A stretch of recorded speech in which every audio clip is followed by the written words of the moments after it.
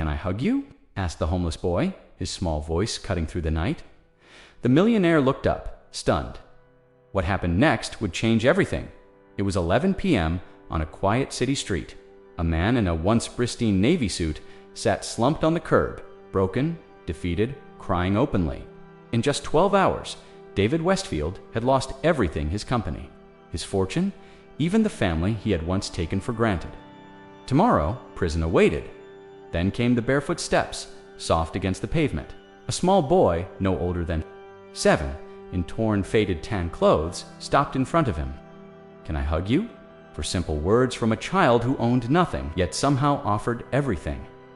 In that embrace, the millionaire didn't just find comfort, he felt a shift, a profound lesson about wealth, loss, and what truly matters in life. Before we continue, take a moment, comment below the time and place where you're watching from. The street was bathed in the warm glow of lamplight, casting long shadows across empty sidewalks. Most businesses were shuttered, their windows dark, and the occasional car passed by, headlights briefly illuminating the silent cityscape before vanishing around corners. David Westfield sat outside what had once been the gleaming headquarters of Westfield Capital Management. At 42, he had been the epitome of success, his tailored navy suit now crumpled, his white dress shirt rumpled, tie askew, dark hair falling across his forehead. Normally, he would command boardrooms with authority, closing deals worth millions.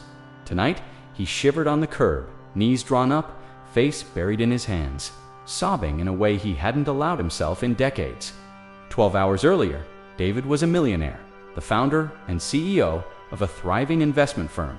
He had a mansion in the suburbs, a trophy wife, 2 children in elite schools, and a reputation as one of the city's most successful young financiers. Now, he had nothing, but a small, barefoot boy was about to teach him what it truly meant to have everything. 12 hours ago, everything had started to unravel. The SEC investigation had been going on for months, but David had been confident it would blow over. Yes, there had been some questionable trades. Yes, he'd bent a few rules, but everyone did that, didn't they? That's how you got ahead in finance, except the evidence had been overwhelming. The fraud charges were filed at 9 a.m. His assets were by 10 a.m. His wife had served him with divorce papers by noon. Apparently, she'd known this was coming and had been moving money into offshore accounts for weeks.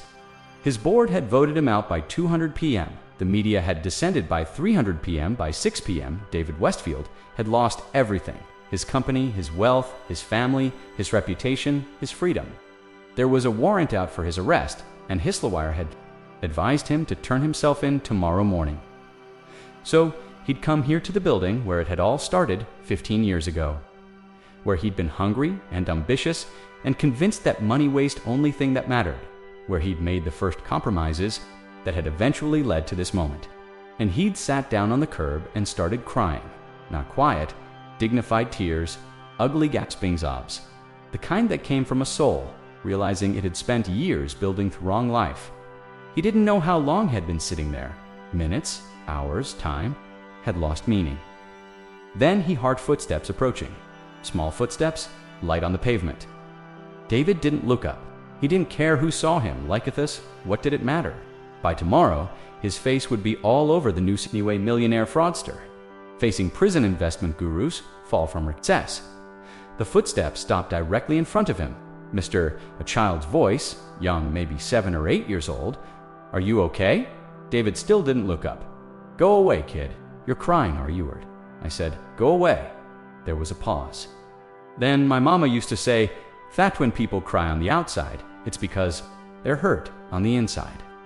Second of hurt that doctors can't fix. Despite himself, David lowered his hands and looked up. A boy stood before him, dark-skinned, maybe 7 years old, with short black hair and wide, earnest eyes.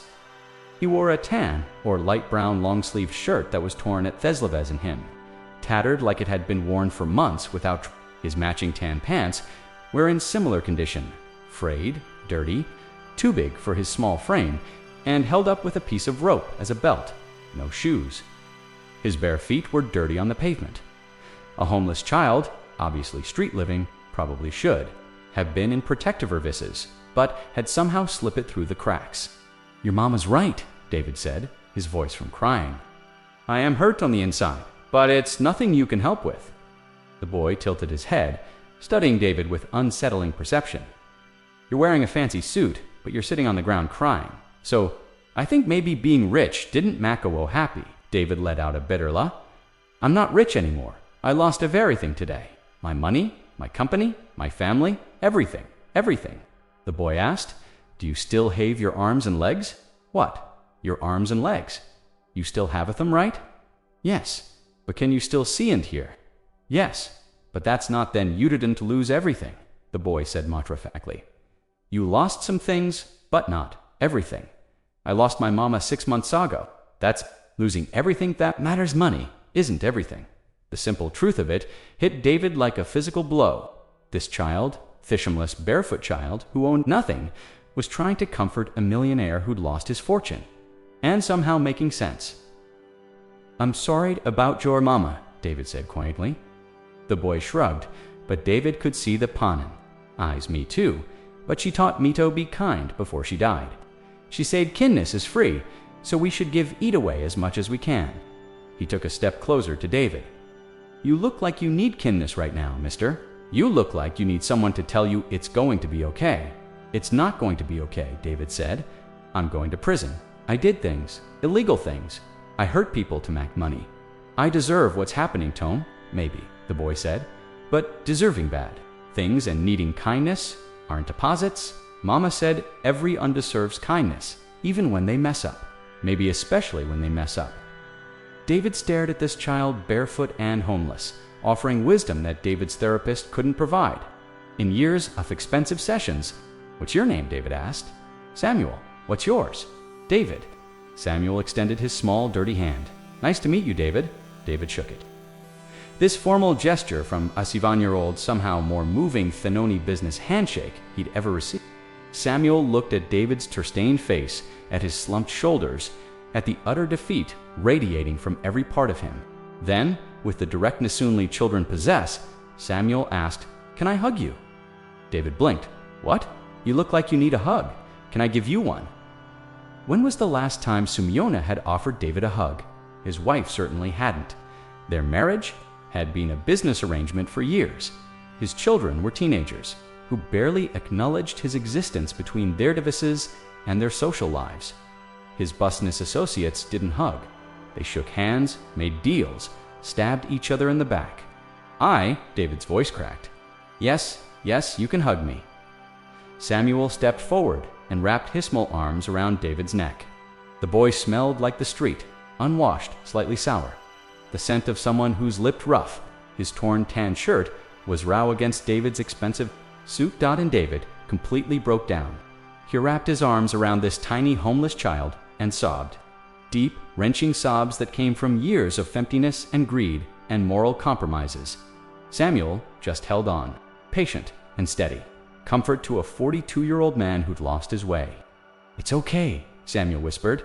"Mama Useto say crying helps wash the herd away like rain cleaning the streets." They stayed like that for several minutes, the broken millionaire and theumless child clinging to each other on a city street at night.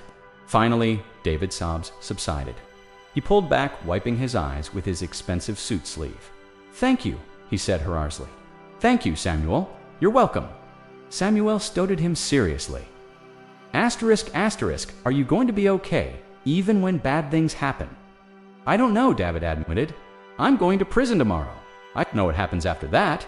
My mama used to say that every day is a new chance to choose better. Even after you mess up, even in prison," Samuel pounced. "Maybe you can choose to be different now, to be kind instead of just rich." David felt something shift in his chest. This child had nothing.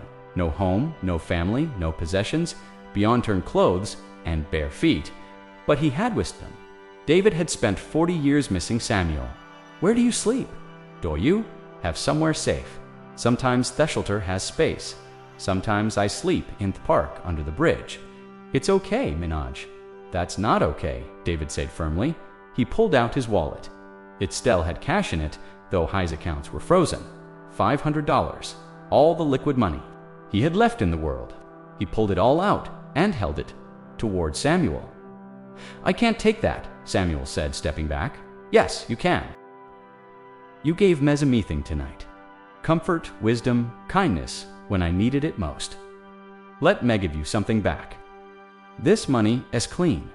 I earned it before I started making bad choices. Use it for food, shelter, whatever you need." Samuel then carefully took the knee. "Thank you, David." "No, thank you. You reminded me that I'm still human, that I still have choices, even after I've lost everything else."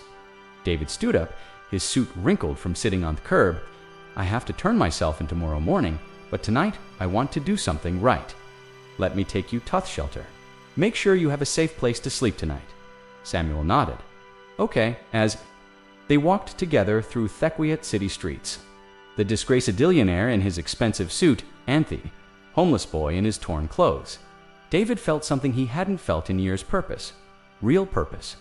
Not the hollow drive for more money, more success, more status, but the simple human purpose of helping someone one needed it.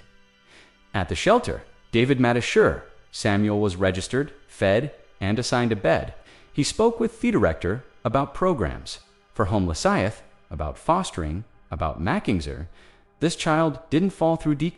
And tomorrow, when David turned himself in, he'd start working with Hislawire, not on avoiding punishment, but on restitution, on paying back the people he'd defrauded, on using whatever skills he had to actually help people instead of exploit them. Because a 7-year-old boy with nothing had shown him that kindness was free, that compassion mattered more than cash, and that true wealth had nothing to do with bank accounts. As David left the shelter and headed home for his last night of freedom, he thought about Samuel's words. Every day's a new chance to choose better. He'd spent 40 years choosing wrong. Tomorrow'd start choosing right. All because a homeless boy had asked, "Can I hug you?" And in that hug had given him the most valuable thing David had ever received: for redemption. If this story movie do, don't stay silent. Like if Yabuyev, the poorest, can teach therapist what money never could. Comment below. Have you ever been comforted by an unexpected stranger? What does true wealth mean to you? Subscribe. 4 powerful stories where broken millionaires learn from barefoot children what really matters in life.